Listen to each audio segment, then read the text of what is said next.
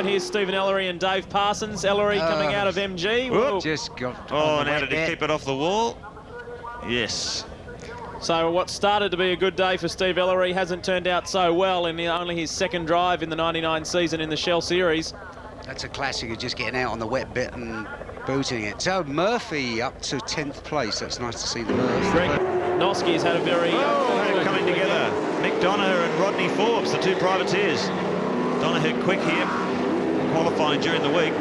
But he's blotted his copybook coming out of MG turn. He's going to drop a lot of positions there too, and hopefully he won't get clouded before he gets it back on the black stuff. So he's okay. Let's have a look at that on the Shell Helix replay. Oh, yes, Forbes, he was trying to go up the inside there, by the looks of it, and just gave him a little bit of a tap. Well, Rodney's been able to escape. Meanwhile, Mick Donoghue's got some work to do. Oh, Cameron McLean is off. Well, now, he was complaining about having no rear brakes. That's why he started from the pit lane. Maybe that's bitten him hard. Now we've had word through that Paul Radisich has had a spin. Now this is coming down into MG. Tander's on the inside and contact there. Around they go. So whether Radisich didn't see Tander making the inside move, Larry, what do you make of that? Well, Jason Bright has spun. Here's the replay for you. Out in the dirt, out in the wet. That's all it is, really. Well, that's the second time Bright has spun there. That's on the top end of the circuit. He went off there in race 1. Didn't quite make the sand trap this time. There's no hope, is there, Larry? Wrong, and he really had to concentrate there. And Greg Murphy. Oh boy! Now did he? What's happened here? We haven't got looks like he's looking. Oh, just locked her up. And standalone error by the look of it, unforced. He'll be cursing himself over that. Absolutely, on the last lap. He was well placed too in the top 10. He was in 6th. That's when all the damage is done. Yeah. Here's a replay of an earlier incident. Rodney Forbes, one of our privateers. Whoa! Oh, look at the damage. Already. Apparently that was from a race earlier in the day, so he's been in the wars and now he finds himself right out there in the loose stuff. Hopefully he was able to get himself... A charge there is Faulkner buried. Yeah, he looked like he was really wrestling with that car on that opening lap, wasn't he? He was all over the place. Absolutely. Something's happened to the better electrical car. Oh, look at that! Dear, oh dear. This is the worst day for Gary Rogers. They have spent so much money building that new VT Commodore and developing this team. They've spent more money in the last 4 months than they spent throughout the whole season last year. They're really close to the breadline. Yeah. There's Garth Tander just on the outside there. You can see him lying down. Let's hope that Garth's okay. Darcy Russell running off, and Emma Zedis. In fact, that's Gary Wilmington. Gary Wilmington's car. Oh, a little look in the mirrors wouldn't have gone amiss there, would it, really? Well, Gary's gathered it up, fortunately. Boy, there's been some biff and barge and some smash battles today. Well, not only in this category too, but in the others. Make sure you catch trackside next weekend between 3 and 5. Plenty of action in the GTPs and the other categories. Now, some word through from our man in pit lane that Faulkner had a right rear tyre deflating. Yeah, that'll explain that. Yeah, it did look like it when he came onto start and finish straight. That's where it all went wrong for him, and yeah, that's explained. Oh, Jason Bright hasn't been exactly the best day for Jason either. No, it's been a real change of fortune for anyone else but Mobile Holden Racing Team. But Glenn Seaton, just look at those lap times now. A 33.65 for Seaton that last time around on a clear flying lap, a 33.8 for Schaefer, 33.4 for Lowndes. So Seaton now is doing that race pace. Everyone else is on the 134s. Oh, it's Brighty spinning around. Coming out of Siberia. I mean, look at this, as all this smoke was. He really bagged them up. Did the big flick spin. Today's going to hurt Jason Bright in terms of the points coming into today's round. Yeah. Sitting 3rd. If you look at, actually, at the end of today, before we close the program, it's going to be very interesting to have a look at the top 10 points because Perkins is not in there. He's a top 10 runner. McLean's had a disastrous day. He's a top 10 runner. So too, Bright. John Faulkner. Oh, John Faulkner, yeah, he's pretty devastated. He's been having a strong performance, looking for more money to complete the season. This would have had to be one of his best days for a long, long time. Well, he's shown the speed, hasn't he? Which makes you wonder, seeing Garth Tander's car down in that direction of the circuit, I wonder if there was a collision between those Crompton. two. Yeah. Crompton in the pits. Wearing the battle scars from his spin in Heat 2. Hardly been the ideal debut of his new AU XR8. Neil will be a little disappointed with today. Disastrous day coming into this round. That will help him. Here's Paul Radicic. Radicic and Mark Noski. Yep. Oh boy, that's what I mean. He hasn't had the luckiest of days, has he? Well, it was Radicic who gave Noski a little bit of hip and shoulder in WA. It's a little bit different there from Mark. Oh look, that's... Well, there wasn't exactly a lot of room there, was there? No. All right, well, flag for Noski's been black flag, the word is through. It's what they call a leg slapping session. Yeah. Meanwhile, Tony Longhurst has slipped back a couple of positions. He's back to 7th. Stephen Richards in the wins Commodore. He's up to 5th position. And that's the end of the day for Radicic. He brings the Shell Helix AU into the garage. We've seen some big numbers. It's long sweeping. Here's the Shell Helix replay. Now watch Scaife go for the inside, the grass side on Simon Kazidis. Oh, he did keep it. Oh, look at the locked-up front wheel. Look at that. Wow. That was right. He did a good job to keep it in, though, Mark. Look at that. And he kept it off the grass, too. Let's ride with Scaife. He just got it out on that dirt shoulder and brought it back on. Glenn Seaton would have thought that was an opportunity. Yeah, Glenn's thinking, here's my chance. Straight, here comes Crompton on Bargwanna. The inside run, he's got him. The Ford Tickford Racing AU, no, he hasn't. Bargwanna goes around the outside, and Ellery's gone. Stephen Ellery. Well, just as well, they got that massive area down the end of that main straight, Brad Jones. 1.1 kilometres, speeds, I guess, in excess of 270k. You need that amount of room. It certainly is. I'm not sure if we'll see a replay of that, but really, it looks to me like, oops, there's a bit of action there. Maybe that's some contact with Ellery. I'm not too sure there, but you can only do two things to make a mistake there. I think get in there a bit hot and have some contact, or maybe lock the rears on the way in. Well, last time around, McLean was in 11th and Ellery was in 13th. So whether Ellery took evasive action, McLean will be trying to get back into the pits. Have a look at the replay. Looks like McLean's just clipped him, or clipped the back of Faulkner there when he spun, and looks like Murphy's gone around as well. But it's a bit hard to tell from that shot, but really I'd say if no one touched Ellery's just got in there a bit hot, maybe locked up the rears, or got in too hot and shot off the road. Ellery kept the boot into it too, as to not to get bogged. Have a look at the back of this behind Paul Wheel. That's Wayne Wakefield in the Charles Ryman car, who's doing quite well. As they come down again, Lowndes has got a fair bit of distance now on John Bow, who continues that inside defensive line. Yeah, Lowndes about 4 seconds behind our race leader, Russell Ingall. He's not opening the gap on Seaton at all. It's still about 4/5 of a second. It's been that way since the start of the race. Jason Bright, 1.9 seconds behind our race leader in 3rd. Right, here's the Shell Helix replay of Cameron McLean. Oh, yeah, okay, well, you can see what's happened here. He's just run wide, tried to avoid the spinning winds car, and got the car in the dirt and just torn the front spoiler clean off the car. And, of course, that'll be affecting the way the car handles. Very unfortunate for the McLean team. Bob Thorne in the Super Cheap Autos EL, he's had some problems as well. The disastrous weekend for the Wins boys continue, although here's Stephen Richards working his way forward, qualified in 20th position. Whoa, the front spoiler, let's go. Well, there's plenty of debris on this track already. Severe bodywork damage to a few cars. In the opening laps of this contest, Cameron McLean's decided to park it. Obviously some damage to the front spoiler. 09.55, that's the quickest time. So he's sitting back in the pack there. He's got a bit of clean air in front of him while he tries to close the gap to the Pertec Falcon. But Jason Bright's matching him lap for lap. Here comes Larkham having a look down the inside of the Cata Racing Falcon as they brake really hard. But turn one, he's contacted him too. Larkham and Bow gone. He's going really deep under brakes there. Maybe ran out of room, Brad. Well, JB was just coming down there, jumped on the brakes, tried to pull the car up, and Larko committed himself to try and get down the inside, and they got to the point of no return. It was just a slight touch, but really that's all these cars need. And Bow went around, and of course, here we go. We see down the inside, Larko's just faking to the inside. Bow's already way over there.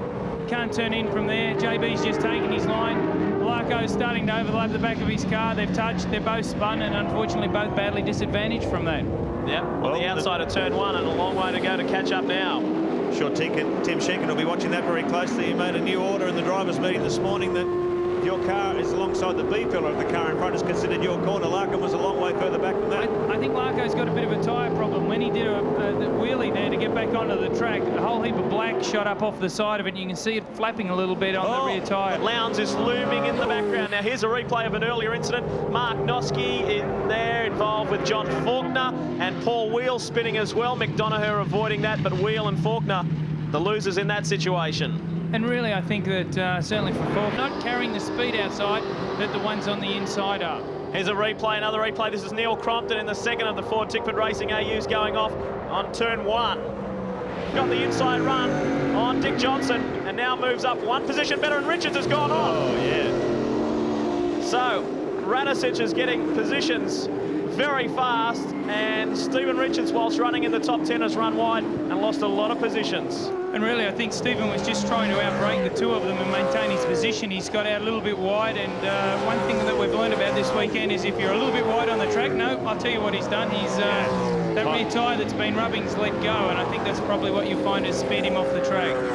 Lap 7 of 17, it looks like this. Ingle, Bright, Tander, Lowndes, Bow, Seaton is in there. Here's the replay, Brad. Now we're looking at the car now. You can see Looks like the it's flat tyre's there. flat there. Yeah. So I'd say it's popped, and he hasn't been able to pull the thing up, and he's just rolled off the edge of the track, got back into control, and he'll limp round to the pits and put a tyre on, hopefully get a few positions so he can start brakes. Tander's car will dip a little bit. You know, the HRT car will drop down a lot. Oh, Darcy Russell's car. And that's a big one. Yeah, sort of memories of John Faulkner last year, really. Got turned around coming onto the main straight. Let's have a look at that on the Shell Helix replay, Brad. Well, looks like he's either had a tap from behind, maybe, or what's happened is maybe he's just get on the gas and lost it. But I think that Here's another incident. Tap up the back. Rodney Forbes and John Faulkner together here. Oh! Well, that's definitely a tap up the back. Yep. And I don't think Rodney Forbes would be very happy with that one at all. It looked like there was a bit of contact, and make sure he's blocking it. Replay here, Shell Helix replay, the Super Cheap Autos car, Bob Thorne, and that is Jason Bargwanna on the inside. Whoa. Well, he's just out a little bit wide. As I keep on saying here, if you're not online, you're in trouble. You can see where the cars continually go around the circuit. Can he do it here in the Northern Territory? Away we go, and Bright gets the jump this time. A terrific start by the Pertec Ford driver on the outside. They're all away cleanly. Ingle has been swamped. Oh, there's contact there between Lowndes and Ingle, and now Ingle moves back over again. And on the inside, it's Garth Tander. He pushes his way through. There's contact. Lowndes and hits, and there's a massive contact in the first turn. Oh, goodness me, you can see Lowndes in there, Seaton in there too. What a dramatic shot. Crompton's gone around in the background. Yep, they're all off over the grass. You could see that heading for disaster. Crompton, gee, he's really been out of the luck today. But Ingle now, after not such a good start, he finds himself back in the order, so he's got to fight his way back for the lead, and it's on. One between Bright and Tander. Yeah. Tander really came through on the inside quite forcefully. It was a neat move. There was a real concertina effect there where they were nose to tail, and Ingle was in there with a real big biff up with Lowndes, and they've worked their way through. Look at the damage. I think that's from the previous race on the 18 Shell Helix Ford in Paul Radicic, but we knew it was going to be on in one of the 3 races here today in Hidden Valley. Well, here we have it. Look at Turn 1. Noski's gone around. Oh, and Radicic has hit the back of Greg Murphy. Yeah. Might have been a little bit of contact there with the Shell car that hit Murphy, that hit Noski. There might have been a bit of a chain reaction. They'll have to look at that on a replay.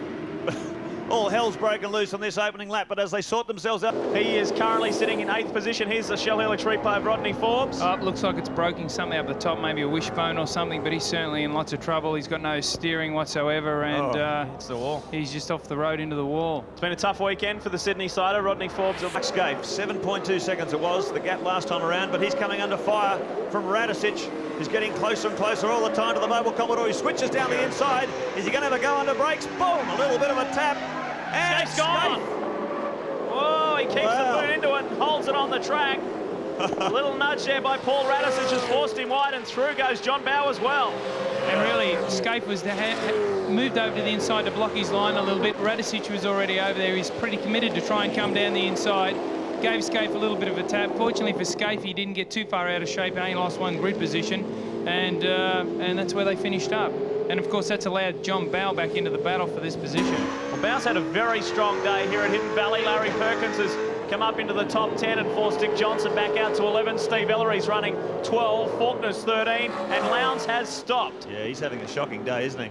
The front of that car didn't look right after that first lap accident. He might have had some bent front suspension or whatever, but gee, this is a hoodoo circuit for a HRT, isn't it? What? It was their Achilles heel last year. There's no doubt about that when they did a couple of engines and didn't get out in race 2. Tough times here as well. Scaife just copped a bit of a beating from Radicic, and now Lowndes has gone out. Don't forget you can stay in touch with the Shell Championship Series, www.v8supercar.com.au. Lap 10 of 17 as Bargwanna has a look at Scaife and Murphy on the inside of him. Well, can Russell Ingall hang on? He was the winner here last year. He's a bit far back in the order if Jason Bright wins this one. Well, I'd say Russell's composed himself again and he's ready to press on, and he's certainly climbing all over Murphy, looking for a way by at the moment. Well, word we hear from the pits is that Lowndes has been taken out with bent steering, and that was probably a result of that first corner incident. Oh, Glenn Seaton getting way offline coming onto the main straight. Did he keep it off the... Yeah, it looks like he managed to keep it off the wall. And when that happened, Seaton was in 15th position and Crompton is out of this race, so... What looked like was going to be a great weekend for them. Oh, no, there's Dick Johnson. Getting back into the battle. Second and last time in front of this big Northern Territory audience. Oh, big hit from Stephen Richards. What's going on here? Stephen Richards has hit Paul Wheel and has spun. So, unfortunately for Stephen, his bad day continues as well. He's had wretched luck. And that was quite a hard hit. He I wonder what was going on there. Well, it was almost like, looked like Stephen ran out of brakes. He just really gave him a clout up the back of the car. All right, let's have a look at the Shell Helix replay. Boof. Well, I think Paul Wheel's probably got out of the throttle there, and you know, Dick's in front of him, and for whatever reason he's still online, and Stephen's pretty committed to come into the corner there, and bang, he's got him and turned himself around and probably shot Paul Wheel half off the circuit. Quickest car on the track, and no doubt about it, is our race leader, Jason Bright. The last time round, there's Bob Thorne. Yeah. The Super Cheap Auto ZL. Last lap round, Bright was a 109, the only car in the 109, so the Pertec Ford AU XR8, there is no stopping him. Here he is, the 26-year, a very special moment now. We have a look at the Shell Helix replay. This is an incident with Greg Murphy. And you see the Murph's just done the same thing everyone else is doing today. Got a little wide, the back stepped out on the car. He can't get enough grip. And comeback of the weekend has been John Faulkner and Stephen Ellery. They're running 9th and 10th. Look at that. Oh, you can see. You can just see Ingall getting very, very close to Scaife as they turn into that corner. I don't know if there was contact there between the two of them. And that's the thing. Hopefully we can see that on the replay. 2 laps to go. Russell Ingall knows the desperation, the importance of the situation, as Mark Scaife has been hit from pillar to post in race 3, lap 16 of 17. Well, we'll take a look at the Shell Helix replay of that incident, Brad. And you see Mark's just run a little bit wide. Russell's up the inside. It's hard to tell whether there's contact. I would guess not. Well, looked like he was in trouble coming into the corner, Brad. He's just run wide. I'm sure we'll be able to tell from here. You see he's off the line. He's off the black mark there. He's come across trying to block it, but the car's just understeered off the road. Russell hasn't given him any help whatsoever. He did that all by himself. He's lucky to keep it out of the sandpit, and he goes on to race for another position. Trying to get away from one another. Jeff Kendrick with some problems on the side of the track, and he's okay and out. We're on our final lap. Actually, I think that thing's on fire. Now, if things remain as is, it will be Jason Bright with the win, but Ingall needs to get past Bargwanna, or is he up into... That's hard luck for him. It certainly is. Maybe with that bonnet damage, it's punched a small hole in the radiator or something, but wasn't really shooting liquid out. In the order. Oh, look at that. That is a major traffic jam, isn't it? That is quite incredible if everybody gets through here on... Oh, no. One of the wins cars. Bit of a shortcut there. Oh, no, look at that. Mark Noski it is. Yeah. Dougal McDougall crunched in there. Cars are travelling in very close company. Let's check it out on the Shell Helix. It's everybody across... Oh, look at this. That's... Mark Larkham came together there and with Noski, by the looks of it. John Faulkner was trying to squeeze his way through there. Last lap around, it was... there's Crompton's car. First lap tangle. See them trying to push that many cars through. Wow, that's a major one. Look at that. Yeah. Just disappearing. Conway spinning around.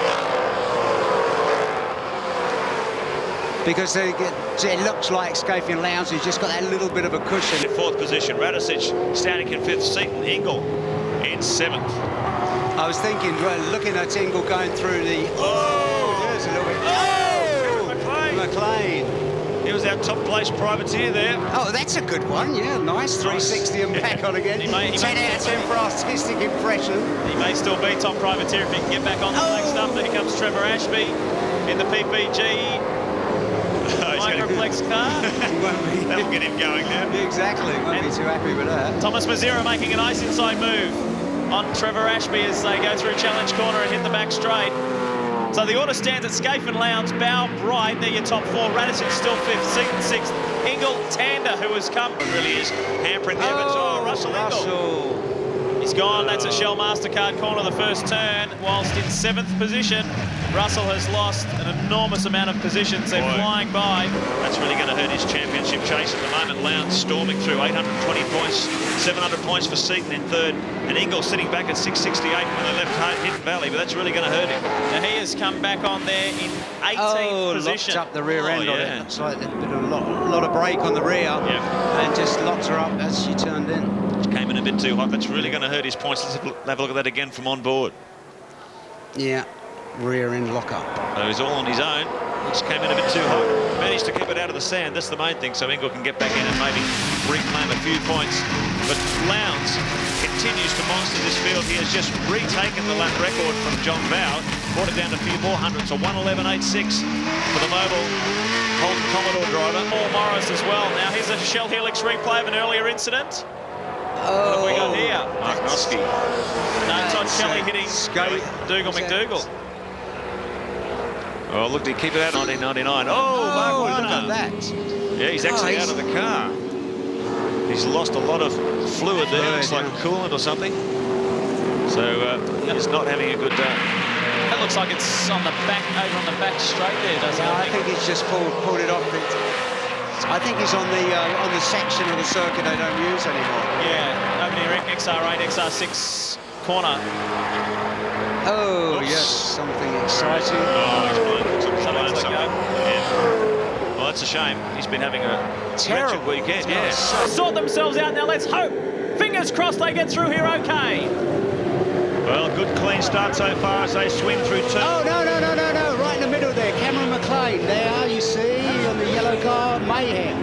They'll have to stop you. And Mark Noski's door came open there, his passenger side door. So look, on fire, Larry Perkins. Yeah, we've got a fire there. They've got to stop it. Cameron McConville's out in the desert on the other side. Look out for the red flags, because they're not going to clear that lot up by the time they come round. Oh, Larry.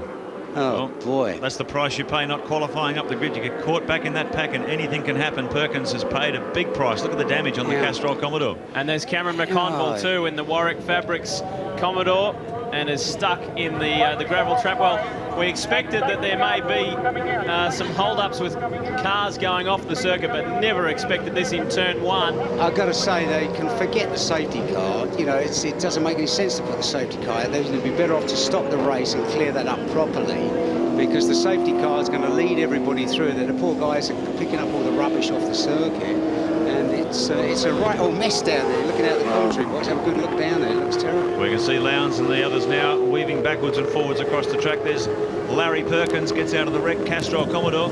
He's been having a wretched weekend, Larry, struggling to get speed out of the car. And there's the Hot Wheels safety car on the track. If we get a replay of this thing, you look at right at the back of it, the first one you see go round is, from this angle. Rodney Forbes, and then Cameron McLean there, and then there's Larry right on the inside there. Nowhere to go. Well, no, absolutely nowhere to go. And, Carnage City, look at that, like Trevor Ashby, there's everybody in there, aren't they? Now that looked like McLean threw the car sideways to avoid contacting or... No, he's on the grass on the inside. Wow. You see he got sort of squeezed on the grass, but looks at it, got it sideways. No, he clipped Forbes as he came back on the track. And then look, Martin Noski there, wallop, and then Larry, and McConville's out there in the sand. Yeah, so Cameron McLean right out on the grass.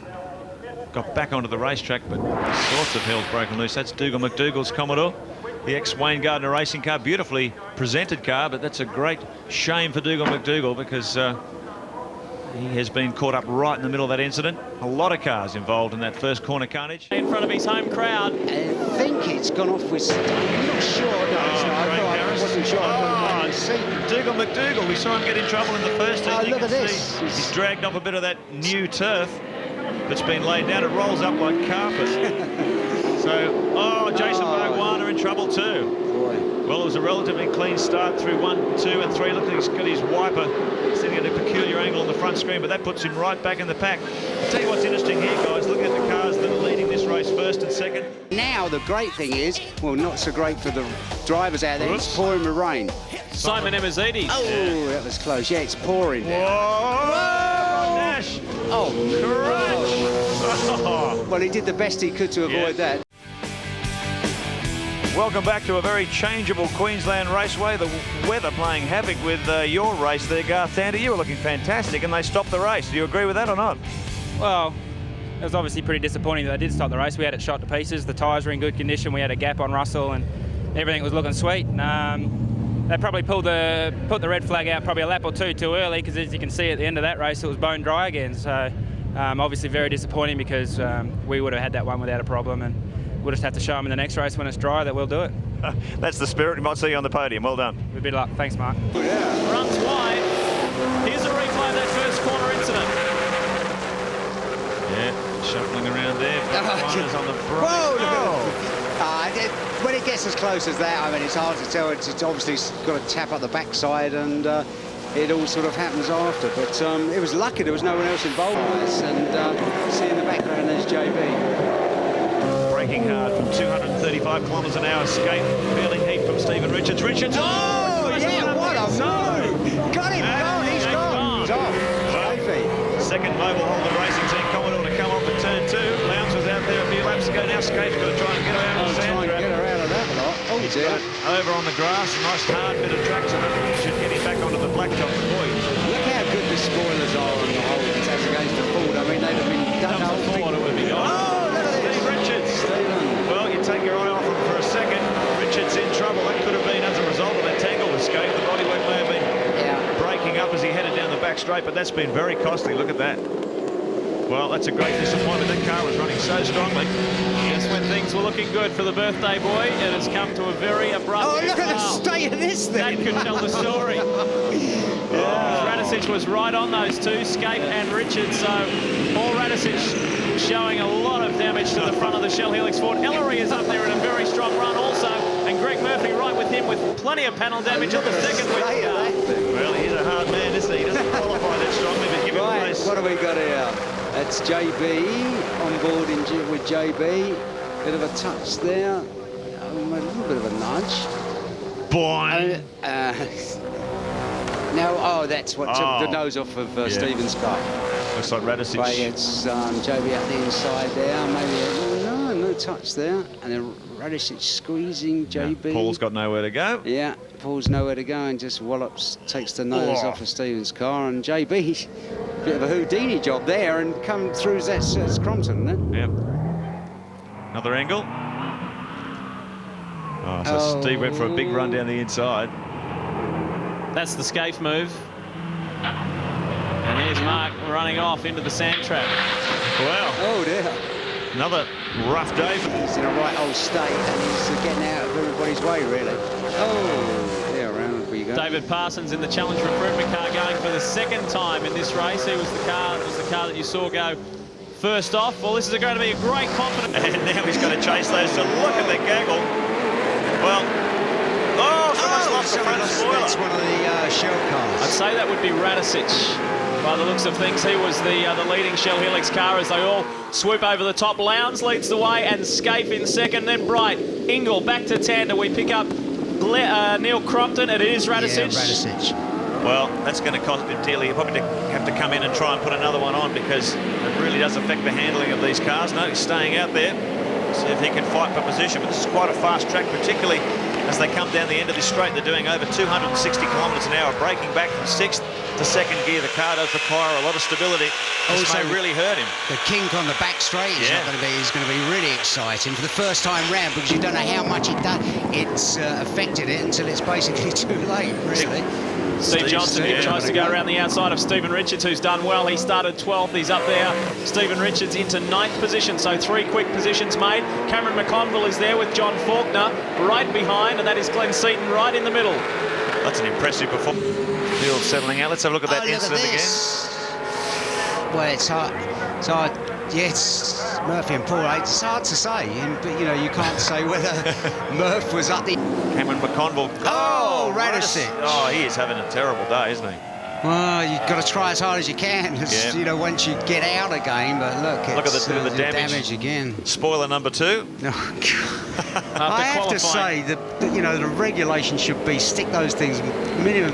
Everybody has to have them 5 inches off the ground at the front. It would stop so much carnage. It would stop so many people having to come into the pits the whole time. So and it'd be the same for for both makes. Paul was saying yesterday that. Well, despite what we're seeing at the moment, he is really enjoying his time in this championship, and he admitted that it is much harder than he ever anticipated. So here's a good scrap further back. You can see Mark Larkham, Paul Wheel. The last car in the group there is Mark Poole. Here's a replay of the Radicic incident. Radicic Well, he's got that front damage earlier on, obviously. It was already there, wasn't it? But it just locked up on the rear end, and that was that.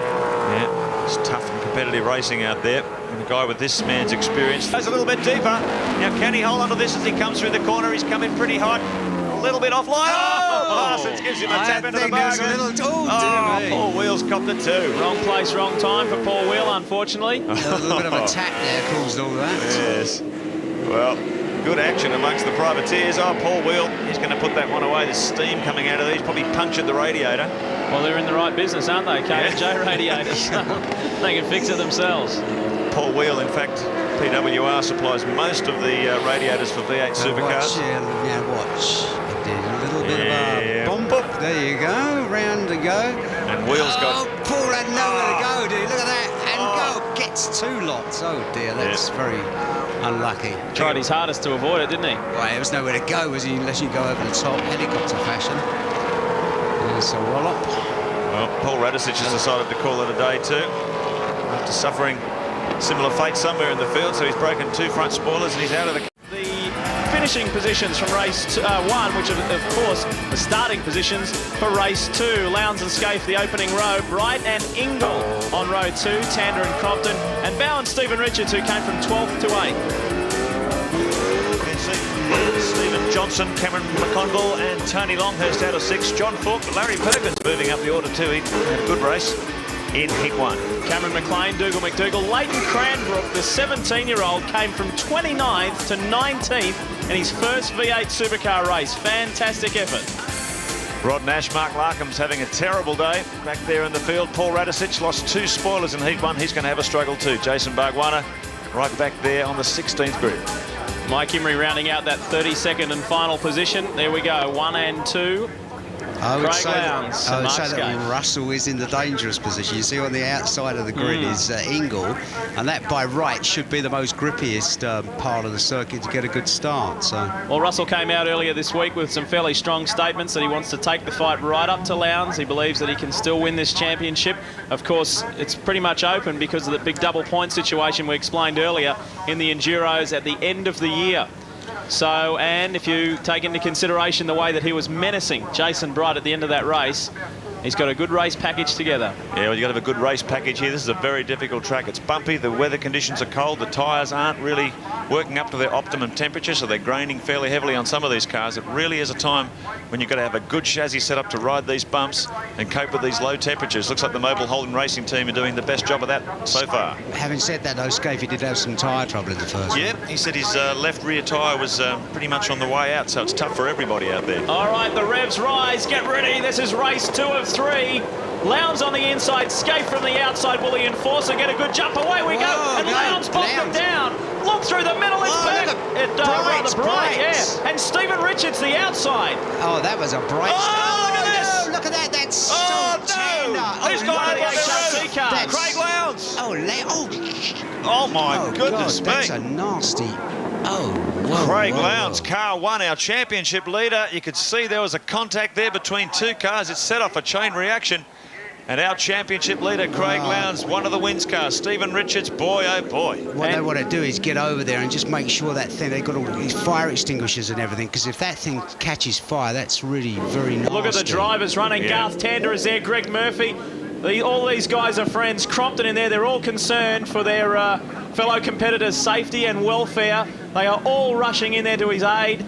And that is exactly the same position we saw the Formula Ford crash yesterday. Identical, absolutely look identical. at the bank. The dirt marks there are where the Formula Ford went in. No, look, that's the Marshal's doing a really good job there, because the frightening thing, the thing they've got to be so careful of, is to make sure there's no fire. Well, I'll tell you what, these are tough old cars. They build these Mobile Holden Racing Team cars like Sherman tanks, massive roll bar structures in them, safety systems. So hopefully Lowndes should be okay.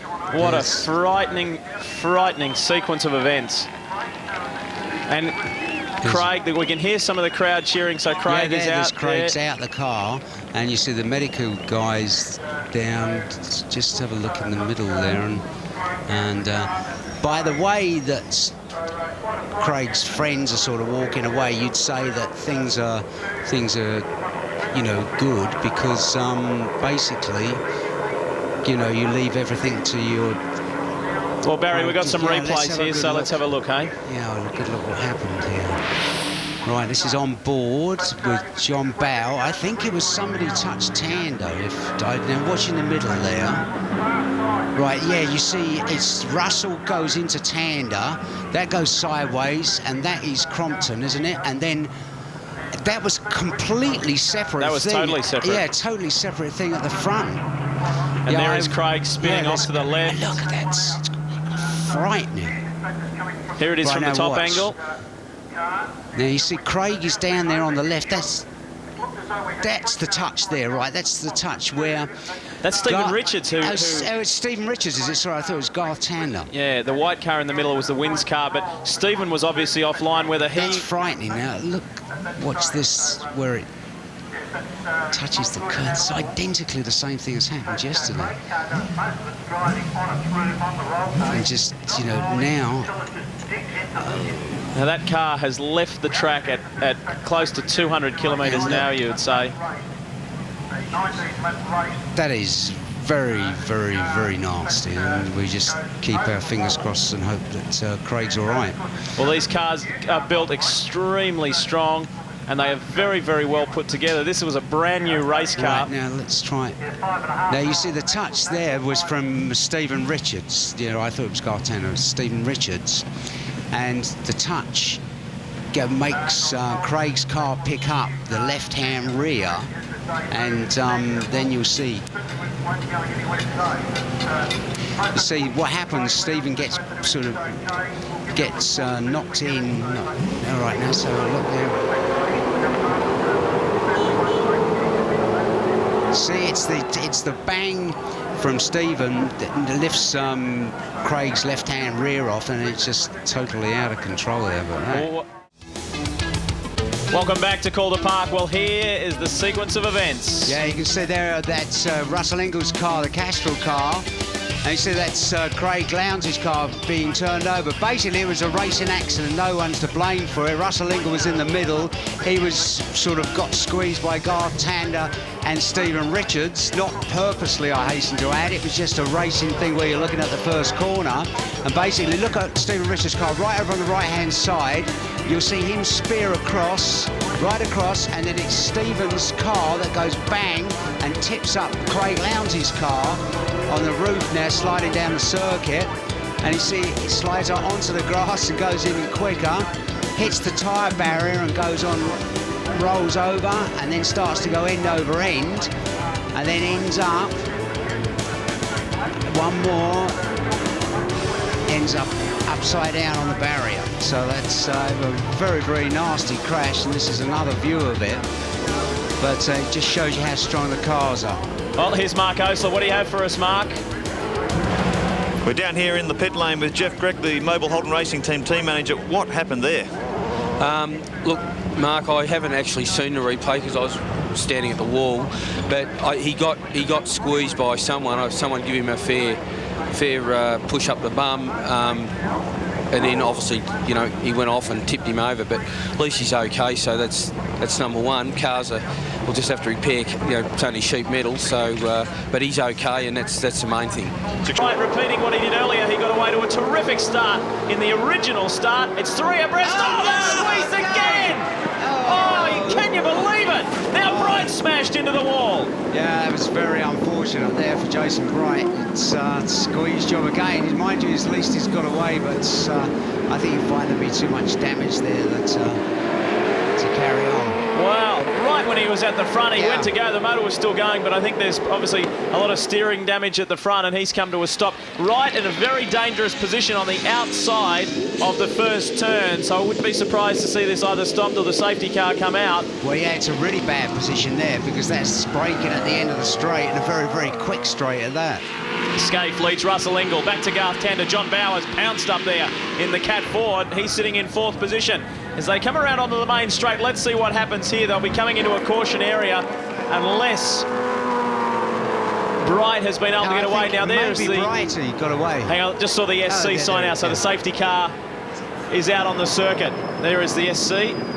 So, and there is the safety car. So... I was getting, when I saw that squeeze and saw Jason go sideways, I was thinking, oh no, don't, for God's sake, don't let it go over again. Well, Mark, back from the pits, can you believe that? You want me to go back down there again? You can just do a quick run again. Unbelievable. Go to the gym like this, do you? And I just saw that. Incredible. I mean, it was almost a repeat situation with the pincher, with the 3 cars coming together. Right now, watch here. You see the 3 all very, very close. And then you watch the back.